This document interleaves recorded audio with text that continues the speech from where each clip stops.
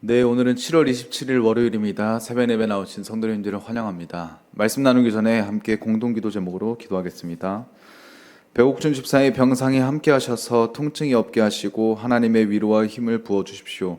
권하자 집사가 다시 걸을 수 있게 회복시켜 주십시오. 김시희 집사의 건강을 회복시켜 주시고 데이빗박 형제의 건강이 회복되게 해주십시오. 나의 모든 가족이 예수님 믿고 구원받게 해주십시오. 예수님의 이름으로 기도합니다. 아멘. 오늘 본문의 말씀은 에스겔서 32장 1절에서 16절까지 말씀입니다. 내가 지나간 자리에 무엇이 남습니까? 라는 제목으로 잠시 말씀 나누겠습니다. 저희는 때때로 내가 남에게 어떤 사람처럼 보이는가와 하나님이 보시는 나의 실제 모습에서 존재하는 이런 좀 격차가 있을 때가 있고 살 때가 있습니다. 사람은 누구나 자기를 평가할 때 가산점을 주기 마련입니다. 내가 공동체를 위해서 얼마나 애쓰고 있는지, 내가 가정과 교회에서 얼마나 영향력이 있고 열심히 살고 있는지 스스로 대견해 하며 착각하며 살 때가 종종 있는 것 같습니다. 오늘 하나님께서 선지자 에스겔을 불러서 일으키시는 이 말씀은 당대 최고 제국의 통치자였던 애굽의 파라오 를 향해서 말씀하고 있는 것입니다. 오늘 본문 2절을 함께 읽어보겠습니다. 인자야, 너는 애굽의 바로 왕에 대하여 슬픈 노래를 불러 그에게 이르라. 너를 여러 나라에서 사자로 생각하였더니 실상은 바다 가운데 큰 악어라. 강에서 튀어 일어나 발로 물을 저어 그 강을 더럽혔도다. 파라오는 스스로 어떤 존재라고 생각했나요?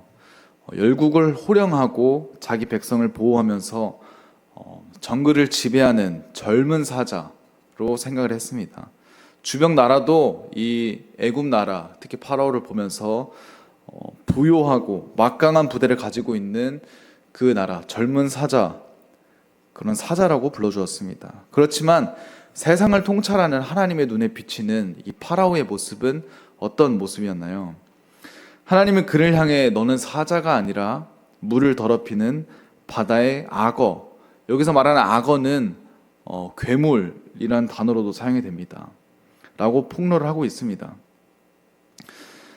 사랑하는 성도 여러분, 하나님이 파라오를 향해서 바다의 괴물, 악어나 수중에 있는 용을 뜻하는 이 단어를 사용한 이유가 무엇일까요? 바로 그가 나일강에서 했었던 행동 때문에 그렇습니다. 2절 후반부에 저희들이 본 것처럼 그는 강에서 튀어 일어나 발로 물을 휘저어 그 강을 더럽혔다 라고 말하고 있습니다. 여기서 어지럽히다 라는 해당하는 이 헬라어 히브리어 원어는 라파시라는 이 단어로 발로 강 바닥의 진흙을 불러서 이 생명수, 이 강을 진흙탕물로 만들어버리는 행위를 뜻합니다.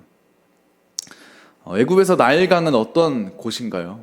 하나님께서 애굽과 그 주변에 있는 나라들을 위해서 그 땅을 살리기 위해 베푸신 생명의 강, 정말 젖과 꿀이 흐르는 강이었습니다. 수많은 사람과 짐승이 그 강을 통해서 물을 마시고 생명을 얻어갈 수 있었습니다. 그런데 어떤 자신이 특정하기로 영향력을 가졌다고 섬겨진 이 파라오는 그 강을 자신의 것으로 만들고 힘을 과시하며 마치 쿵쾅거리면서 발을 굴렀습니다. 그러자 그 강 바닥에 있던 침전물들이 일어나서 진흙이 떠오르고 그 강은 이제 더 이상 마실 수 없는 더러운 흙탕물로 변해갔습니다. 이 모습을 보면서 내가 지나간 자리에 무엇이 남는지 생각해 보길 원합니다. 오늘 이 말씀은 과거에 단지 애굽 왕에게만 주어지는 말씀이 아닙니다. 오늘 살아가는 저와 여러분들에게 특별히 내가 살고 있는 가정, 그리고 부모로서, 교회 직분자로서, 직장의 리더자로서, 영향을 주는 사람으로서 우리 자신을 향해서 스스로 질문을 던져야 할 것입니다. 과연 내가 지나간 자리에 무엇이 남습니까? 하나님은 저희를 세상의 소금과 빛으로, 그리고 주변 사람들에게 생수와 은혜를 흘러보내는 그런 통로로 저희들을 부르셨습니다. 그런데 혹시 오늘 내가 갖고 있는 권력이나 고집이나 아집이나 혈기, 그리고 내 자존심이라는 그런 발로 저희들이 몸담고 있는 공동체를 흐리고 있지는 않는지, 짓밟고 있지는 않는지 생각하기를 원합니다. 파라오도 스스로는 이 공동체, 그 지역을 다스리고 멋지게 호령하는 사자라고 착각했지만 하나님 보시기에는 그가 가는 곳마다 진흙을 일으키고 그 강을 마실 수 없게 만들어버리는 그런 큰 악어, 괴물과 같은 존재라고 말을 하고 있습니다. 파라오는 나일강이라는 자기 울타리 속에서 영원한 왕이라고 추종하며 왕노릇하고 있을 줄 알았습니다. 자기가 만든 그 영역, 자기의 그 영역 안에서는 그 누구도 이길 수 없는 절대자와 같은 모습을 하고 있었습니다. 그렇지만 3절, 4절에서 하나님은 이 모습을 보시면서 어떻게 말씀하시나요? 3절, 4절에 주 여호와께서 이같이 말씀하셨느니라. 내가 많은 백성의 무리를 거느리고 내 그물을 내 위에 치고 그 그물로 너를 끌어올리리로다. 내가 너를 무태 버리며 들에 던져 공중의 새들이 내 위에 앉게 할 것이며 온 땅의 짐승이 너를 먹어 배부르게 하리로다. 하나님께서 친히 손을 뻗치셔서 그물을 던지십니다. 그리고 자기의 영역인 그 나일강에서 건져서 땅으로, 무트로 끌어올리십니다. 수중에 있는 괴물, 악어가 물에서 나오는 순간 어떻게 되나요? 자기가 갖고 있는 날카로운 이빨, 발톱, 그리고 큰 지느러미들, 그런 모습들은 아무 소용이 없어집니다. 무태 나오면 하늘에 아주 작은 새에게도 먹잇감이 되기 마련입니다. 온 땅에 공중의 새와 들짐승들이 올라와서 그 거대한 사체를 뜯어먹는 마치 짐승들의 뷔페로 전락하고 말합니다. 이것은 하나님 없이 오만해진 인간이 맞이하는 무서운 한계를 저희들에게 보여주는 겁니다. 인간은 자기가 쥐고 있는 기득권, 통장 잔고, 직위, 세상적인 배경이나 나일강이라고 자기가 생각하는 자신의 영역 안에서 영원한 사자처럼 호령할 거라고 착각을 하곤 삽니다. 그렇지만 역사의 주관자이신 하나님께서는 그물을 던지셔서 그 서식자 밖으로 끌어내는 순간 그 악어, 그 괴물은 한없이 무기력해집니다.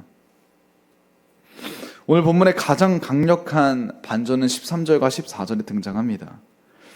오늘 본문의 13절과 14절 말씀에 그때 내가 그 물을 맑게 하여 그 강이 기름같이 흐르게 하리로다 주 여호와의 말씀이니라.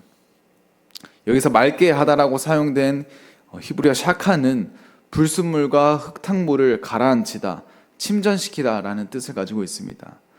파라오라는 괴물이 강에서 사라지고 그 강물은 어지럽혀졌던 오만한 사람들의 발이 사라지자 그제서야 요동치던 강물이 가라앉고 기름처럼 잔잔하게 흐르는 것으로 바뀝니다.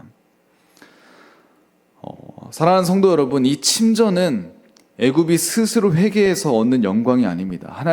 하나님에 의해서 모든 것이 이루어집니다.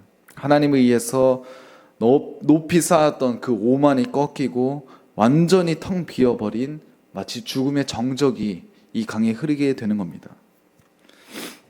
하나님은 저와 여러분들에게 오늘 이렇게 묻고 계십니다. 너는 내 오만과 발버둥이 다 꺾이고 모든 것이 텅 비어진 후에야 네가 입고 있는 강물을 가라앉히는 비극의 주인공이 되겠느냐? 아니면 지금 십자가 앞에 내 발버둥을 내려놓고 남을 살리는 생명수의 통로가 되겠느냐?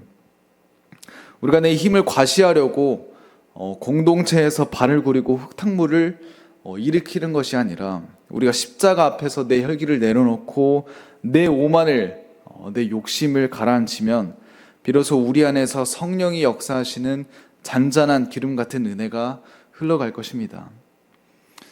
사랑하는 성도 여러분, 오늘 저희들의 가정에서 그리고 교회의 각 구역에서 직장의 터전에서 이렇게 기도하는 삶을 살기를 원합니다. 하나님, 내가 스스로 사자인 척하며 내 혈기와 내 고집으로 주변의 강들을 흙탕물로 만드는 괴물이 되지 않게 하여 주시옵소서. 십자가 앞에서 나의 오만한 발버둥을 멈추게 하시고 내가 지나가는 자리마다 미움을 가라앉히고 분노를 침전시키는 예수 그리스도의 진정한 제자가 되게 하여 주시옵소서라고 이렇게 기도하는 하루가 되길 축원합니다. 함께 기도하시겠습니다.